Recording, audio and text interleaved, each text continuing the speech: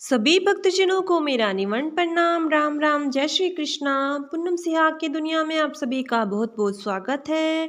श्रीमद् भागवत महापुराण अष्टम स्कंद नौवां अध्याय। मोहिनी रूप से भगवान के द्वारा अमृत बांटा जाना। श्री सुखदेव जी कहते हैं, परीक्षित, असुर आपस में सद्भाव से और प्रेम को छोड़कर एक दूसरे की निंदा कर रहे थे और डाकू की तरह एक दूसरे के हाथ से अमृत का कलश छीन रहे थे। इसी बीच में उन्होंने देखा कि एक बड़ी सुंदरी स्त्री उनकी ओर चली आ रही है। वे सोचने लगे, कैसा अनुपम सौंदर्य है, शरीर से कितनी अद्भुत छटा छिटक रही है, तनिक इसकी नई उम्र तो देखो। बस अब वे आपस में लांग डांग भूल कर उसके पास दौड़े गए। उन लोगों ने काम मोहित होकर उससे पूछा, कमल नैनी, तुम कौन हो, कहाँ से आ रही हो, क्या करना चाहती हो? सुंदरी, तुम किसकी कन्या हो? तुम्हें देखकर हमारे मन में खलबली मच गई है। हम समझते हैं कि अब तक देवता, दैत्य, सिद्ध, गंधर्व, चारण और लोकपालों ने भी तुम्हें स्पर्श तक न किया होगा, फिर मनुष्य तो तुम्हें कैसे छू सकते हैं? सुंदरी, अवश्य ही विधाता ने दया करके शरीरधारियों की संपूर्ण इंद्रियों एवं मन को तृप्त करने के लिए तुम्हें यहाँ भेजा है। मानिनी, वैसे हम लोग एक ही जाति के हैं, फिर भी हम सब एक ही वस्तु चाह रहे हैं, इसलिए हमसे डाह और वैर की गांठ पड़ गई है। सुंदरी, तुम हमारा झगड़ा मिटा दो। हम सभी कश्यप जी के पुत्र होने के नाते सगे भाई हैं। हम लोगों ने अमृत के लिए बड़ा पुरुषार्थ किया है। तुम न्याय के अनुसार निष्पक्ष भाव से इसे बांट दो, जिससे फिर हम लोगों में किसी प्रकार का झगड़ा न हो। असुरों ने जब इस प्रकार प्रार्थना की, तब लीला से स्त्री वेश धारण करने वाले भगवान ने तनिक हंसकर और तिरछी चितवन से उनकी ओर देखते हुए कहा। भगवान ने कहा, आप लोग महर्षि कश्यप के पुत्र हैं और मैं हूँ उल्टा। आप लोग मुझ पर न्याय का भार क्यों डाल रहे हैं? विवेकी पुरुष स्वेच्छाचारिणी स्त्रियों का कभी विश्वास नहीं करते। दैत्यों, कुत्ते और व्याभिचारिणी स्त्रियों की मित्रता स्थायी नहीं होती। वे दोनों ही सदा नए नए शिकार ढूंढा करते हैं। श्री सुखदेव जी कहते हैं, परीक्षित, मोहिनी की परिहास भरी वाणी से दैत्य के मन में और भी विश्वास हो गया। उन लोगों ने रहस्यपूर्ण भाव से हंसकर अमृत का कलश मोहिनी के हाथ में दे दिया। भगवान ने अमृत का कलश अपने हाथ में लेकर तनिक मुस्कुराते हुए मीठी वाणी से कहा, मैं उचित या अनुचित कुछ भी करूं, जो कुछ भी करूं, वह सब यदि तुम लोगों को स्वीकार हो तो मैं यह अमृत बांट सकती हूँ। बड़े बड़े दैत्यों ने मोहिनी की यह मीठी बात सुनकर उसकी बारीकी नहीं समझी, इसलिए सबने एक स्वर में कह दिया, स्वीकार है। इसका कारण यह था कि उन्हें मोहिनी के वास्तविक स्वरूप का पता नहीं था। इसके बाद एक दिन का उपवास करके सबने स्नान किया, हविष्य से अग्नि में हवन किया, गौ, ब्राह्मण और समस्त प्राणियों को घास, चारा, अन्न, धन आदि का यथा योग्य दान दिया तथा ब्राह्मणों ने सब सत्यनन करवाया। अपनी रुचि के अनुसार सबने नए नए वस्त्र धारण किए और इसके बाद सुंदर सुंदर आभूषण धारण करके सब के सब उन कुशासनों पर बैठ गए, जिनका अगला हिस्सा पूर्व की ओर था। जब देवता और दैत्य दोनों ही धूप से सुगंधित मालाओं और दीपकों से सजे सजाए भव्य भवन में पूर्व की ओर मुँह करके बैठ गए, तब हाथ में अमृत का कलश लेकर मोहिनी सभा मंडप में आई। वह एक बड़ी सुंदरी साड़ी पहने हुए थी। नितंबों के भार के कारण वह धीरे धीरे चल रही थी। आंखें मद से विहल हो रही थी। कलश के समान स्तन और गजशावक की सूंड के समान जंघाएं थी। उसके स्वर्ण नुपुर अपनी झनकार से सभा भवन को मुखरित कर रहे थे। सुंदर कानों में सोने के कुंडल थे और उसकी नासिका, कपोल और मुख बड़े ही सुंदर थे। समय पर देवता भगवान मोहिनी के रूप में ऐसे जान पड़ते थे मानो लक्ष्मी जी की कोई श्रेष्ठ सखी वहां आ गई हो। मोहिनी ने अपनी मुस्कान भरी चितवन से देवता और दैत्यों की ओर देखा तो वे सब के सब मोहित हो गए। उस समय उनके स्तनों पर से अंचल कुछ खिसक गया था। भगवान ने मोहिनी रूप में यह विचार किया कि असुर तो जन्म से ही क्रूर स्वभाव वाले हैं। इनको अमृत पिलाना सर्पों को दूध पिलाने के समान बड़ा अन्याय होगा। इसलिए उन्होंने असुरों को अमृत का भाग नहीं दिया। भगवान ने देवता और असुरों की अलग अलग पंक्तियां बना दी और फिर दोनों को कतार बांधकर अपने अपने दल में बैठा दिया।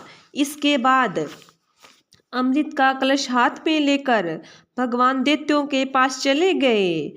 उन्हें हाव भाव और कटाक्ष से मोहित करके दूर बैठे हुए देवताओं के पास आ गए तथा उन्हें वह अमृत पिलाने लगे जिसे पी लेने पर बुढ़ापे और मृत्यु का नाश हो जाता है। परीक्षित, असुर अपनी की हुई प्रतिज्ञा का पालन कर रहे थे। उनका स्नेह भी हो गया था और वे स्त्री से झगड़ने में अपनी निंदा भी समझते थे, इसलिए वे चुपचाप बैठे रहे। मोहिनी में उनका अत्यंत प्रेम हो गया था। वे डर रहे थे कि उससे हमारा प्रेम संबंध टूट न जाए। मोहिनी ने भी पहले उन लोगों का बड़ा सम्मान किया था, इससे वे और भी बंध गए थे। यही कारण है कि उन्होंने मोहिनी को कोई अप्रिय बात नहीं कही। जिस समय भगवान देवताओं को अमृत पिला रहे थे उसी समय राहु देवताओं का वेश बनाकर उनके बीच में आ बैठा और देवताओं के साथ उसने भी अमृत पी लिया। परंतु तत्क्षण चंद्रमा और सूर्य ने उसकी पोल खोल दी। अमृत पिलाते पिलाते ही भगवान ने अपनी तीखी धार वाले चक्र से उसका सिर काट डाला। अमृत का संसर्ग न होने से उसका धड़ नीचे गिर गया, परंतु सिर अमर हो गया और ब्रह्मा जी ने उसे ग्रह बना दिया। वही राहु पर्व के दिन पूर्णिमा और अमावस्या को वैर भाव से बदला लेने के लिए चंद्रमा तथा सूर्य पर आक्रमण किया करता है। जब देवताओं ने अमृत पी लिया तब समस्त लोगों को जीवन दान करने वाले भगवान ने बड़े बड़े दैत्यों के सामने ही मोहिनी रूप त्याग कर अपना वास्तविक रूप धारण कर लिया।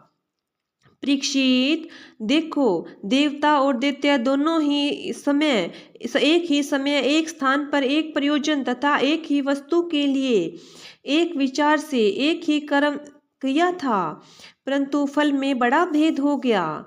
उनमें से देवताओं ने बड़ी सुगमता से अपने परिश्रम का फल अमृत प्राप्त कर लिया, क्योंकि उन्होंने भगवान के चरण कमलों की रज का आश्रय लिया था। परंतु उससे विमुख होने के कारण परिश्रम करने पर भी असुरगण अमृत से वंचित ही रहे। मनुष्य अपने प्राण, धन, कर्म, मन और वाणी आदि से शरीर एवं पुत्र आदि के लिए जो कुछ करता है वह व्यर्थ ही होता है, क्योंकि उसके मूल में भेद बुद्धि बनी रहती है। परंतु उन्हीं प्राण और वस्तुओं के द्वारा भगवान के लिए जो कुछ किया जाता है वह सब भेदभाव से रहित होने के कारण अपने शरीर, पुत्र एवं समस्त संसार के लिए सफल हो जाता है।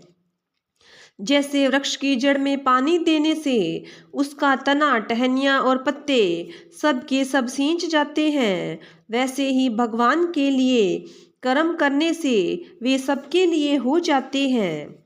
10वां अध्याय, देवासुर संग्राम। श्री सुखदेव जी कहते हैं, परीक्षित, यद्यपि दानवों और दैत्यों ने बड़ी सावधानी से समुद्र मंथन की चेष्टा की, फिर भी भगवान से विमुख होने के कारण उन्हें अमृत की प्राप्ति नहीं हुई। राजन, भगवान ने समुद्र को मथ कर अमृत निकाला और अपने निज भजन देवताओं को पिला दिया। फिर सबके देखते देखते वे गरुड़ पर सवार हुए और वहां से चले गए। जब दैत्यों ने देखा कि हमारे शत्रुओं को तो बड़ी सफलता मिली, तब वे उनकी बढ़ती सह न सके। उन्होंने तुरंत अपने हथियार उठाए और देवताओं पर धावा बोल दिया। इधर देवताओं ने एक तो अमृत पीकर विशेष शक्ति प्राप्त कर ली थी और दूसरे उन्हें भगवान के चरण कमलों का आश्रय था ही। बस वे भी अपने अस्त्र शस्त्रों से सुसज्जित हो दैत्यों से भिड़ गए। परीक्षित, क्षीर सागर के तट पर बड़ा ही रोमांचकारी और अत्यंत भयंकर संग्राम हुआ। देवता और दैत्यों की घमासान लड़ाई ही देवासुर संग्राम के नाम से कही जाती है। दोनों ही एक दूसरे के प्रबल शत्रु हो गए थे। दोनों ही क्रोध से भरे हुए थे। एक दूसरे को आमने सामने पाकर तलवार, बाण और अन्य अनेकानेक अस्त्र शस्त्रों से परस्पर चोट पहुंचाने लगे। उस समय लड़ाई में शंख, तुरही, मृदंग, नगाड़े और डमरू बड़े जोर से बजने लगे। हाथियों की चिंगाड़, घोड़ों की हिनहिनाहट, रथों की गड़गड़ाहट और पैदल सेनाओं की चिल्लाहट से बड़ा कौतूहल मच गया। रणभूमि में रथियों के साथ रथी, पैदल के साथ पैदल, घुड़सवारों के साथ घुड़सवार और हाथी वालों के साथ हाथी वाले ही भिड़ गए। उनमें से कोई कोई वीर ऊंटों पर, हाथियों पर और गधों पर चढ़कर लड़ रहे थे, तो कोई कोई गोरमृग, भालू, बाघ और सिंहों पर, कोई कोई सैनिक गिद्ध, कंग, बुगले, बाज और भांस पक्षियों पर चढ़े हुए थे, तो बहुत से तिमंगल, मच्छ, शरभ, भैंसे, गेंडे, बेल, नीलगाय और जंगली सांडों पर सवार थे। किसी किसी ने सियारिन, चूहे, गिरगिट और खरों पर भी सवारी कर ली थी, तो बहुत से मनुष्य, बकरे, कृष्णसार, मृग, हंस और सूरों पर चढ़े थे। इस प्रकार जल, स्थल और आकाश में रहने वाले तथा देखने में भयंकर शरीर वाले बहुत से प्राणियों पर चढ़कर कई दैत्य दोनों सेनाओं में आगे आगे घुस गए। परीक्षित, उस समय रंग बिरंगी पताकाओं, स्फटिक मणि के समान श्वेत निर्मल छत्रों, रत्नों से जड़े हुए दंड वाले बहुमूल्य पंखों, मोर पंखों, चौरों और वायु से उड़ते हुए दुपट्टों, पगड़ी, कलंगी, कवच, आभूषण तथा सूर्य की किरणों से अत्यंत चमकते हुए उज्ज्वल शस्त्रों एवं वीरों की पंक्तियों के कारण देवता और असुरों की सेनाएं ऐसी शोभायमान हो रही थी मानो जल जंतुओं से भरे हुए दो महासागर लहरा रहे हों। परीक्षित, रणभूमि में दैत्यों के सेनापति विरोचन पुत्र बलि, मैं दानव के बनाए हुए विहायस नामक विमान पर सवार हुए। वह विमान चलाने वाले की जहाँ इच्छा होती है वहीं चला जाता है। युद्ध की समस्त सामग्री उसमें सुसज्जित थी। परीक्षित, वह इतना आश्चर्यमय था कि कभी दिखलाई पड़ता तो कभी अदृश्य हो जाता। वह इस समय कहाँ है, जब इस बात का अनुमान भी नहीं किया जा सकता था, तब बतलाया तो कैसे जा सकता था। उसी श्रेष्ठ विमान पर राजा बलि सवार थे। सभी बड़े बड़े सेनापति उनके चारों ओर से घिरे हुए थे। उन पर श्रेष्ठ चंवर उड़ाए जा रहे थे और छत्र तना हुआ था। उस समय बलि ऐसे जान पड़ते थे जैसे उद्यांचल पर चंद्रमा।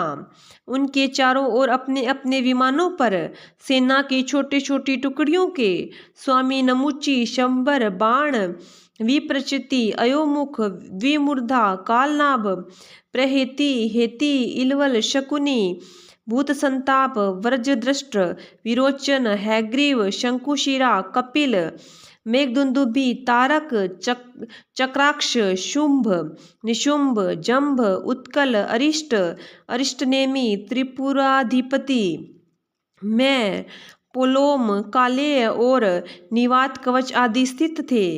ये सब के सब समुद्र मंथन में सम्मिलित थे। परंतु इन्हें अमृत का भाग नहीं मिला, केवल क्लेश ही हाथ लगा था। इन सब असुरों ने एक नहीं अनेक बार युद्ध में देवताओं को पराजित किया, इसलिए वे बड़े उत्साह से सिंहनाद करते हुए अपने घोर स्वर वाले शंख बजाने लगे। इंद्र ने देखा कि हमने हमारे शत्रुओं का मन बढ़ रहा है और ये मदोन्मत्त हो रहे हैं। तब उन्हें बड़ा क्रोध आया। वे अपने वाहन इरावत नामक दिग्गज पर सवार हुए। उसके कपोलों से मद बह रहा था, इसलिए इंद्र की शोभा ऐसी शोभा हुई मानो भगवान सूर्य उद्यांचल पर आरूढ़ हो और उससे अनेकों झरने बह रहे हो। इंद्र के चारों ओर अपने अपने वाहन, ध्वजा और आयुधों से युक्त देवगण एवं अपने अपने गणों के साथ वायु, अग्नि, वरुण आदि लोकपाल हो लिए। दोनों सेनाएं आमने सामने खड़ी हो गई। दो दो की जोड़ियां बनाकर वे लोग लड़ने लगे। कोई आगे बढ़ रहा था तो कोई नाम ले लेकर ललकार रहा था। कोई कोई मर्म भेदी वचनों के द्वारा अपने प्रतिद्वंदी को धिक्कार रहा था। बलि इंद्र से, स्वामी कार्तिकेय तारकासुर से, वरुण हेती से और मित्र प्रहेती से भिड़ गए। यमराज कालनाभ से, विश्वकर्मा मय से, शंबरासुर त्वष्टा से तथा स्वीता विरोचन से लड़ने लगे। नमुची अपराजित से, अश्विनी कुमार वृषपर्वा से तथा सूर्य देव बलि के बाण आदि 100 पुत्रों से युद्ध करने लगे। राहु के साथ चंद्रमा, पुलोमा के साथ वायु का युद्ध हुआ। भद्रकाली देवी निशुंभ और शुंभ पर झपट पड़ी। परीक्षित, जंभासुर ने महादेवी जी की, महिषासुर से अग्निदेव की और वातापी तथा इलवल से ब्रह्मा के पुत्र मारीची आदि की ठन गई। दुर्मर्ष की कामदेव से, उत्कल की मातृगणों से, शुक्राचार्य की बृहस्पति से और नरकासुर की शनैश्चर से लड़ाई होने लगी। निवात कवचों के साथ मरुदगण, कालेयों के साथ वसुगण, पोलोमा के साथ विश्वदेवगण तथा क्रोध वंशों के साथ रुद्रगण का संग्राम होने लगा। इस प्रकार असुर और देवता रणभूमि में द्वंद्व युद्ध और सामूहिक आक्रमण के द्वारा एक दूसरे से भिड़कर परस्पर विजय की इच्छा से उत्साहपूर्वक तीखे तलवार और भाले से प्रहार करने लगे।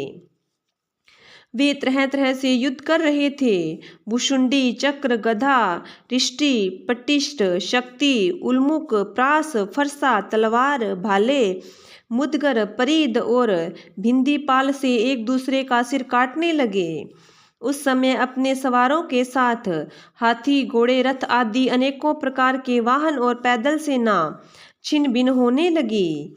किसी की भुजा, किसी की जंगा, किसी की गर्दन और किसी के पैर कट गए तो किसी की ध्वजा, धनुष, कवच और आभूषण ही टुकड़े टुकड़े हो गए। उनके चरणों की धमक और रथ के पहियों की रगड़ से पृथ्वी खुद गई। उस समय रणभूमि से ऐसी प्रचंड धूल उठी कि उसने दिशा, आकाश और सूर्य को ढक दिया। परंतु थोड़ी ही देर में खून की धारा से भूमि आपलवित हो गई और कहीं धूल का नाम भी न रहा। तदंतर लड़ाई का मैदान कटे हुए सिरों से भर गया। किसी के मुकुट और कुंडल गिर गए थे तो किसी की आंखों से क्रोध की मुद्रा प्रकट हो रही थी। किसी ने अपने दांतों से होठ दबा रखा था। बहुतों की आभूषणों और शस्त्रों से सुसज्जित लंबी लंबी भुजाएं कटकर गिरी हुई थी और बहुतों की मोटी मोटी जांघें कटी हुई पड़ी थी। इस प्रकार वह रणभूमि बड़ी भीषण दिख रही थी। तब वहां बहुत से धड़ अपने कटकर गिरे हुए सिरों के नेत्रों से देखकर हाथों में हथियार उठा वीरों की ओर दौड़ने और उछलने लगे। राजा बलि ने 10 बाण इंद्र पर, 3 उसके वाहन ऐरावत पर, 4 ऐरावत के 4 चरण रक्षकों पर और 1 मुख्य महावत पर, इस प्रकार कुल 18 बाण छोड़े। इंद्र ने देखा कि बलि के बाण तो हमें घायल करना ही चाहते हैं। तब उन्होंने बड़ी फुर्ती से उतने ही तीखे भल नामक बाणों से उनको वहां तक पहुंचाने के पहले ही हंसते हंसते काट दिया। इंद्र की यह प्रशंसनीय फुर्ती देखकर राजा बलि और भी चिढ़ गए। उन्होंने एक बहुत बड़ी शक्ति, जो बड़े भारी लुके के समान जल रही थी, उठाई। फिर अभी वह उनके हाथ में ही थी, छूटने नहीं पाई थी कि इंद्र ने उसे भी काट डाला। इसके बाद बलि ने एक के पीछे एक क्रमशः शूल, प्रास, तोमर और शक्ति उठाई, परंतु वे जो जो शस्त्र हाथ में उठाते, इंद्र उन्हें टुकड़े टुकड़े कर डालते। इस हष्ट लाघव से इंद्र का ऐश्वर्य और भी चमक उठा। परीक्षित, जब इंद्र की फुर्ती से घबराकर पहले तो बलि अंतर्ध्यान हो गए, फिर उन्होंने आसुरी माया की सृष्टि की। तुरंत ही देवताओं की सेना के ऊपर एक पर्वत प्रकट हुआ। उस पर्वत से दावाग्नि से जलते हुए वृक्ष की टांकी जैसी तीखी धार वाले शिखरों के साथ नुकीली शिलाएं गिरने लगी। इससे देवताओं की सेना चकनाचूर होने लगी। तत्पश्चात बड़े बड़े सांप, दंतशूक, बिच्छू और अन्य विषैले जीव उछल उछल कर काटने और डंक मारने लगे। सिंह, बाघ और सुअर देवसेना के बड़े बड़े हाथियों को फाड़ने लगे। परीक्षित, हाथ में शूल लिए मारो काटो, इस प्रकार चिल्लाती हुई सैकड़ों नंग धड़ंग राक्षसियां और राक्षस भी वहां प्रकट हो गए। कुछ ही क्षण बाद आकाश में बादलों की घनघोर घटाएं मंडराने लगी। उसके आपस में टकराने से बड़ी गहरी और कठोर गर्जना होने लगी। बिजलियां चमकने लगी। आंधी की झंझोर झोरने से बादल अंगारों की वर्षा करने लगे। दैत्यराज बलि ने प्रलय की अग्नि के समान बड़ी भयानक आग की सृष्टि की। वह बात की बात में वायु की सहायता से देवसेना को जलाने लगी। थोड़ी ही देर में ऐसा जान पड़ा कि प्रबल आंधी की थप्पड़ों से समुद्र में बड़ी बड़ी लहरें और भयानक भंवर उठ रहे हैं, और वह अपनी मर्यादा छोड़कर चारों ओर से देवसेना को घेरता हुआ उमड़ा आ रहा है। इस प्रकार जब उन भयानक असुरों ने बहुत बड़ी माया की सृष्टि की और स्वयं अपनी माया के प्रभाव से छिप गए, न दिखने के कारण उन पर प्रहार भी नहीं किया जा सकता था, तब देवताओं के सैनिक बहुत दुखी हो गए। परीक्षित, इंद्र आदि देवताओं ने उनकी माया का प्रतिकार करने के लिए बहुत कुछ सोचा विचारा, परंतु उन्हें कुछ न सूझा। तब उन्होंने विश्व के जीवनदाता भगवान का ध्यान किया, और ध्यान करते ही वे वही प्रकट हो गए। बड़ी ही सुंदर झांकी थी। गरुड़ के कंधे पर उनके चरण कमल विराजमान थे। नवीन कमल के समान बड़े ही कोमल नेत्र थे। पीताम्बर धारण किए हुए थे। 8 भुजाओं में 8 आयुध, गले में कौस्तुभमणि, मस्तक पर अमूल्य मुकुट एवं कानों में कुंडल झलमला रहे थे। देवताओं ने अपने नेत्रों से भगवान की इस छवि का दर्शन किया। परम पुरुष परमात्मा के प्रकट होते ही उनके प्रभाव से असुरों की वह कपट भरी माया विलीन हो गई। ठीक वैसे ही जैसे जग जाने पर स्वप्न की वस्तुओं का पता नहीं चलता, ठीक ही है भगवान की स्मृति समस्त विपत्तियों से मुक्त कर देती है। इसके बाद कालनेमी दैत्य ने देखा कि लड़ाई के मैदान में गरुड़ वाहन भगवान आ गए हैं। तब उसने अपने सिंह पर बैठे बैठे ही बड़े वेग से उनके ऊपर एक त्रिशूल चलाया। वह गरुड़ के सिर पर लगने वाला ही था कि खेल ही खेल में भगवान ने उसे पकड़ लिया और इसी त्रिशूल से उसके चलाने वाले कालनेमी दैत्य तथा उसके वाहन को मार डाला। माली और सुमाली 2 दैत्य बड़े बलवान थे। भगवान ने युद्ध में अपने चक्र से उनके सिर भी काट डाले और वे निर्जीव होकर गिर पड़े। तदंतर मल्यवान ने अपनी प्रचंड गदा से गरुड़ पर बड़े वेग के साथ प्रहार किया, परंतु गर्जना करते हुए मल्यवान के प्रहार करते न करते ही भगवान ने चक्र से उसके सिर को भी धड़ से अलग कर दिया। 11वां अध्याय, देवासुर संग्राम की समाप्ति। श्री सुखदेव जी कहते हैं, परीक्षित, परम पुरुष भगवान की अहेतु की कृपा से देवताओं की घबराहट जाती रही। उनमें नवीन उत्साह का संचार हो गया। पहले इंद्र, वायु आदि देवगण रणभूमि में जिन जिन दैत्यों से आहत हुए थे उन्हीं के ऊपर अब वे पूरी शक्ति से प्रहार करने लगे। परम ऐश्वर्यशाली इंद्र ने बलि से लड़ते लड़ते जब उन पर क्रोध करके वज्र उठाया तब सारी प्रजा में हाहाकार मच गया। बलि अस्त्र शस्त्र से सुसज्जित होकर बड़े उत्साह से युद्ध भूमि में बड़ी निर्भयता से डटकर विचर रहे थे। उनको अपने सामने ही देखकर हाथ में वज्र लिए हुए इंद्र ने उनका तिरस्कार करके कहा, मूर्ख, जैसे नट बच्चों की आंख बांधकर अपने जादू से उनका धन ऐंठ लेता है, वैसे ही तू माया की चाल से हम पर विजय प्राप्त करना चाहता है। तुझे पता नहीं कि हम लोग माया के स्वामी हैं, वह हमारा कुछ नहीं बिगाड़ सकती। जो मूर्ख माया के द्वारा स्वर्ग पर अधिकार करना चाहते हैं और उसको लांघ कर ऊपर के लोक में भी धाक जमाना चाहते हैं, उन लुटेरे मूर्खों को मैं उनके पहले स्थान से भी नीचे पटक देता हूँ। ना समझ, तूने माया की बड़ी बड़ी चालें चली है। देख, आज मैं अपने 100 धार वाले वज्र से तेरा सिर धड़ से अलग किए देता हूँ। तू अपने भाई बंधुओं के साथ जो कुछ कर सकता हो करके देख ले। बलि ने कहा, इंद्र, जो लोग काल शक्ति की प्रेरणा से अपने कर्म के अनुसार युद्ध करते हैं उन्हें जीत या हार, यश या अपयश, अर्थ अथवा मृत्यु मिलती ही है। इसी से ज्ञानी जन इस जगत को काल के अधीन समझकर न तो विजय होने का पर हर्ष से फूल उठते हैं और न तो अपकीर्ति, हार अथवा मृत्यु से शोक के वशीभूत होते हैं। तुम लोग इस तत्व से अनभिज्ञ हो। तुम लोग अपने को जय पराजय आदि का कारण कर्ता मानते हो, इसलिए महात्माओं की दृष्टि से तुम शोचनीय हो। हम तुम्हारे मर्मस्पर्शी वचन को स्वीकार ही नहीं करते, फिर हमें दुख क्यों होने लगा। श्री सुखदेव जी कहते हैं, वीर बलि ने इंद्र को इस प्रकार फटकारा। बलि की फटकार से इंद्र कुछ झेप गए। तब तक वीरों का मान मर्दन करने वाले बलि ने अपने धनुष को कान तक खींचकर बहुत से बाण मारे। सत्यवादी देवशत्रु बलि ने इस प्रकार इंद्र का अत्यंत तिरस्कार किया। अब तो इंद्र अंकुश के मारे हुए हाथी की तरह और भी चिढ़ गए। बलि का आक्षेप वे सहन न कर सके। शत्रुघाती इंद्र ने बलि पर अपने अमोघ वज्र का प्रहार किया। उसकी चोट से बलि पंख कटे हुए पर्वत के समान अपने विमान के साथ पृथ्वी पर गिर पड़े।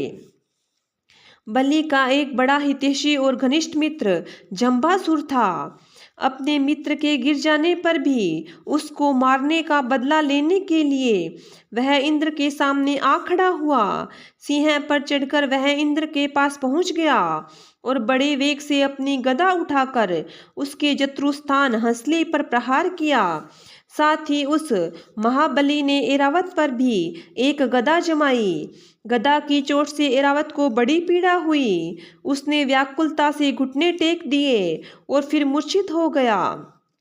उसी समय इंद्र का सारथी मातली हजारों घोड़ों से जुता हुआ रथ ले आया और शक्तिशाली इंद्र ऐरावत को छोड़कर तुरंत रथ पर सवार हो गए।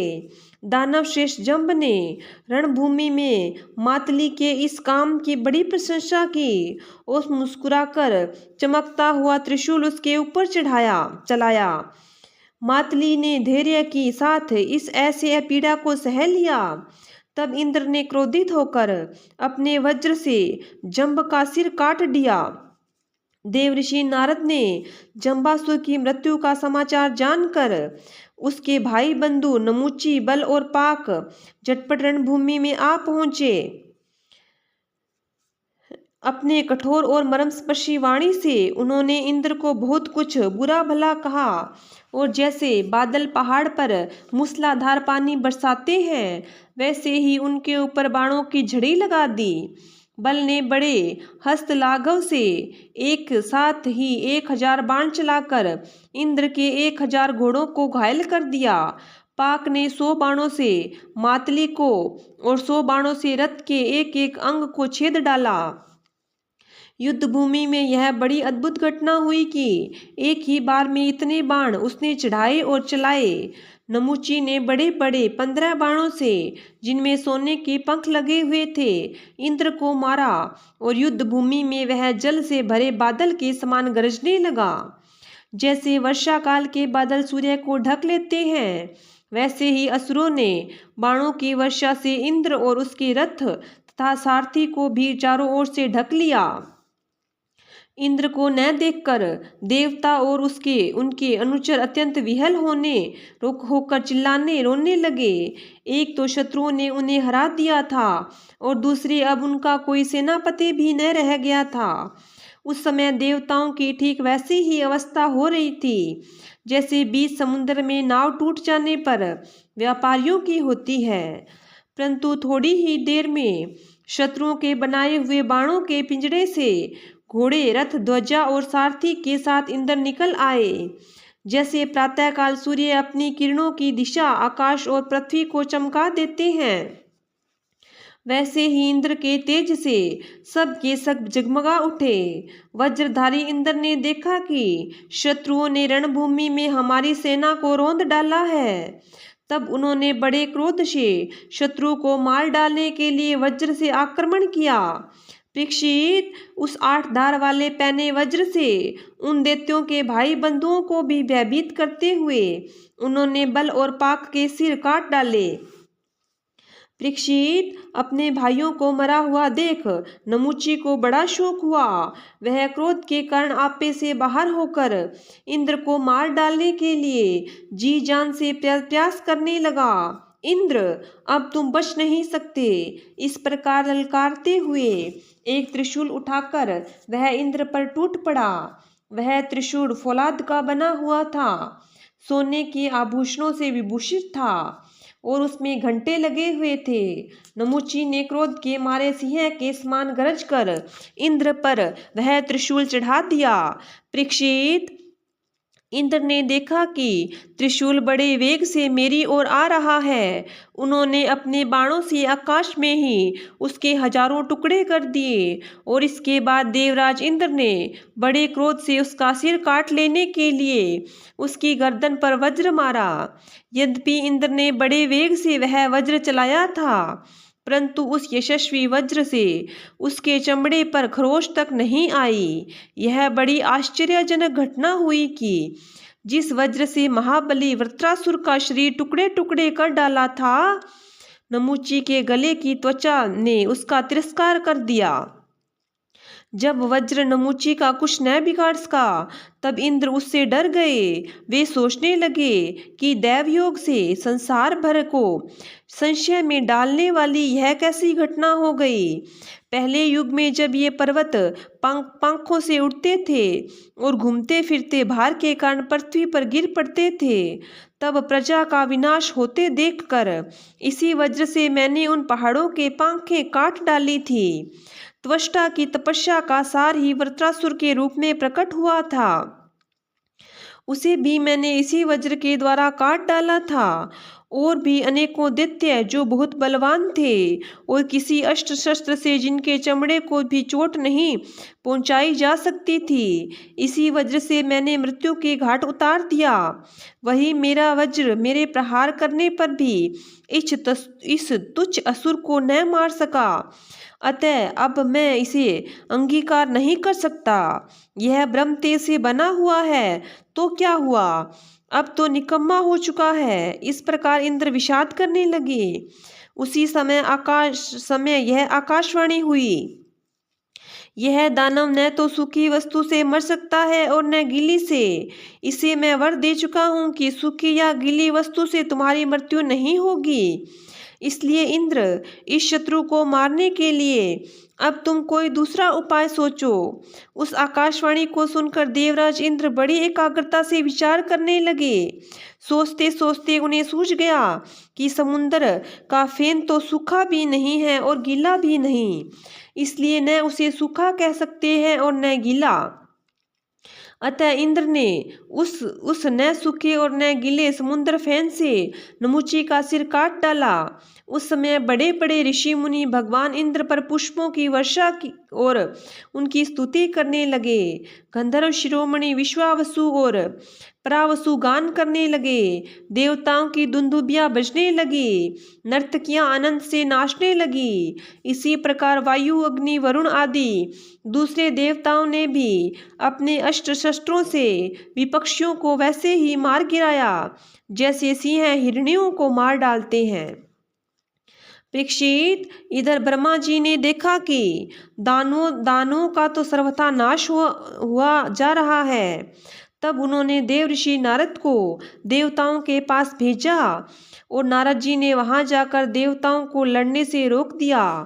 नारद जी ने कहा, देवताओं, भगवान की भुजाओं के छत्र छाया में रहकर आप लोगों ने अमृत प्राप्त कर लिया और लक्ष्मी जी ने भी अपनी कृपा कोर से आपकी अभिवृद्धि कर दी है, इसलिए आप लोग अब लड़ाई बंद कर दो। श्री सुखदेव जी कहते हैं, देवताओं ने देवऋषि नारद की बात मानकर अपने क्रोध के वेग को शांत कर लिया और फिर वे सब के सब अपने लोक स्वर्ग को चले गए। उस समय देवताओं के अनुचर उनके यश का गान कर रहे थे। युद्ध में बचे हुए दैत्यों ने देवऋषि नारद की सम्मति से वज्र की चोट से मरे हुए बलि को लेकर अस्तांचल की यात्रा की। वहां शुक्राचार्य जी ने अपनी संजीवनी विद्या से उन असुरों को जीवित कर दिया जिनके गर्दन आदि अंग कटे नहीं थे, बच रहे थे। शुक्राचार्य के स्पर्श करते ही बलि की इंद्रियों में चेतना और मन में स्मरण शक्ति आ गई। बलि यह बात समझते थे कि संसार में जीवन मृत्यु, जय पराजय आदि उलटफेर होते ही रहते हैं, इसलिए पराजित होने पर भी उन्हें किसी प्रकार का खेद नहीं हुआ। श्रीमद् भागवत महापुराण अष्टम स्कंद 11वां अध्याय समाप्त। बोलिए विष्णु भगवान की जय हो। बोलिए कृष्ण भगवान की जय हो।